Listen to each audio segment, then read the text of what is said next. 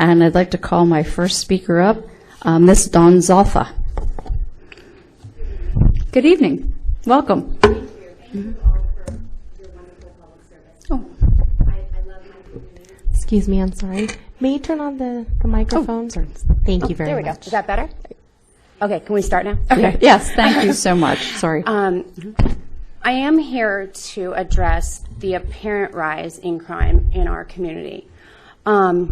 I'm a resident, and I'm concerned about the safety of my family.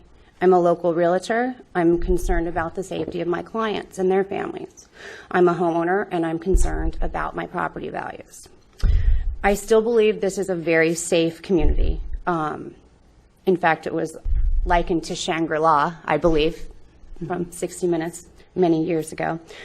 But I do realize social media is probably making us more aware of crime that's already been here. However, I do see an increase in the last 3 years since I've been here. There's been a rash of car burglaries, at least one a week that I hear of.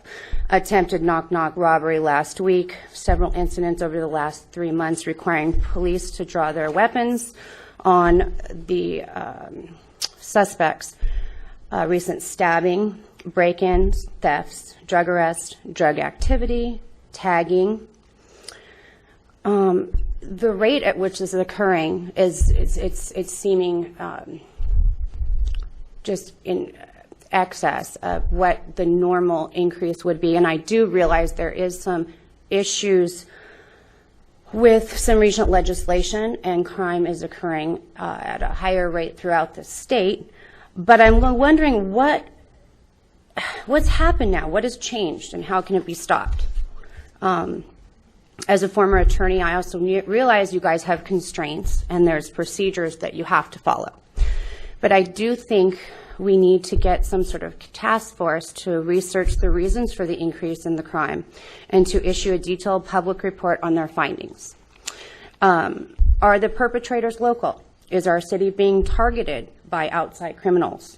Are there hotbeds of criminal activity based on a location in the city? Are there certain developments, housing tracts, neighborhoods? If so, are there certain similarities between these tracts, neighborhoods?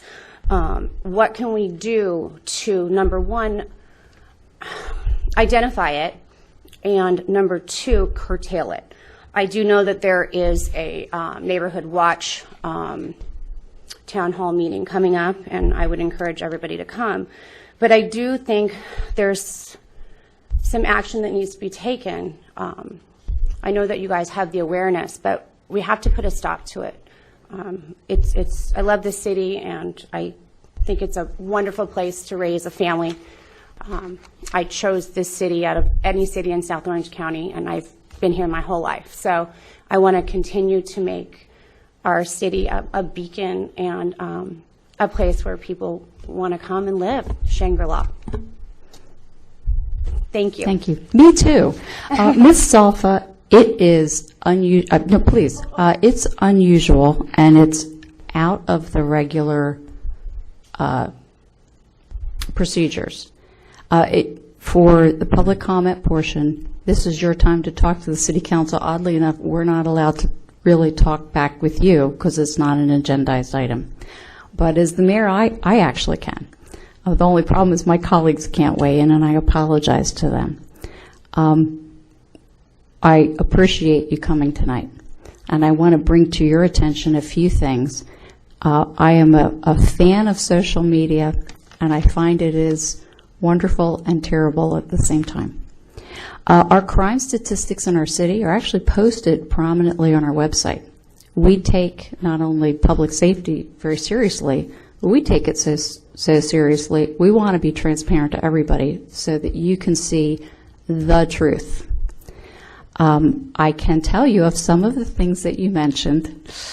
Boy, I'm going to get in trouble. I can see he's giving me the look.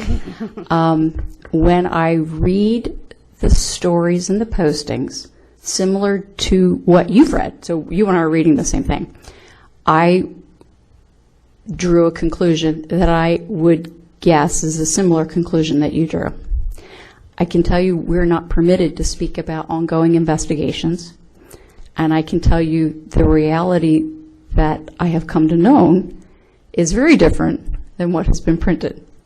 So please put your mind at ease about some recent events. They're not as what has been presented.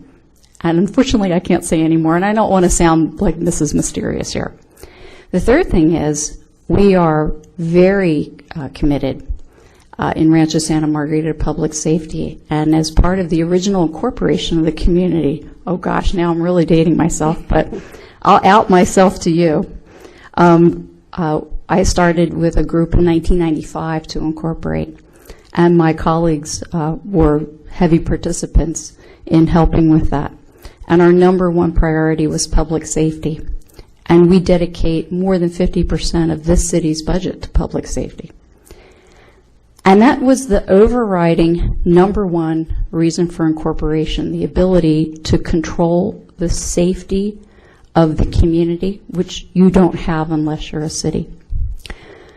Incorporation occurred in the year 2000, so we've now been a city for 17 years. And I appreciate the then council that I served on, and every member from that day forward has continually embraced that. So we've never wavered from that mission. And this might be a stunning statistic for you, but as a consequence, the FBI has selected Rancho Santa Margarita as the third safest city in the United States of our size.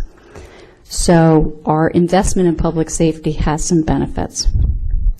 There was a time, a little more than a year ago, where we did have a bump up in what we like to call crimes of opportunity.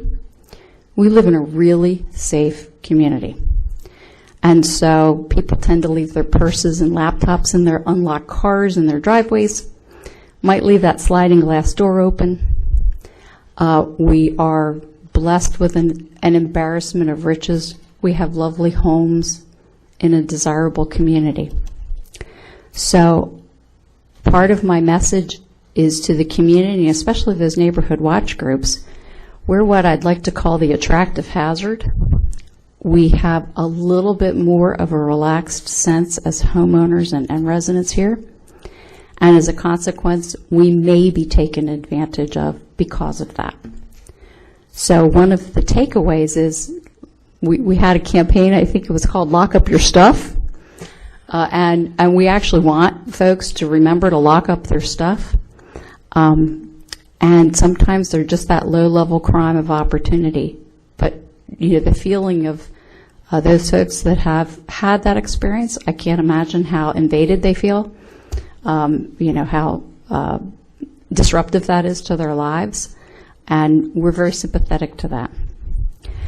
And I'd like to invite you to contact Lieutenant Lou South, who's the real subject matter expert on this, to get specific data, because I do know some of the public, the social media postings aren't quite right, and I am completely convinced, I know these guys, so I'm completely convinced they'd be okay if I spoke for them on this topic. We don't want our residents lying awake for 1 minute in your busy lives being concerned about your public safety. And so the fact that you took your time out of your whole life and all of your responsibilities to come here and talk to us, we are so grateful. And we want to make sure that we help you, and perhaps you can communicate with those, you know, friends that perhaps have similar concerns that you do, you know, what the real stories are and perhaps what is going on. But I can tell you that the folks in Rancho should and can sleep well tonight. Thank you. I appreciate that. Thank you for being just a wonderful part of our community and for caring. Thank you. It comes across. Thank you. Thank you very much.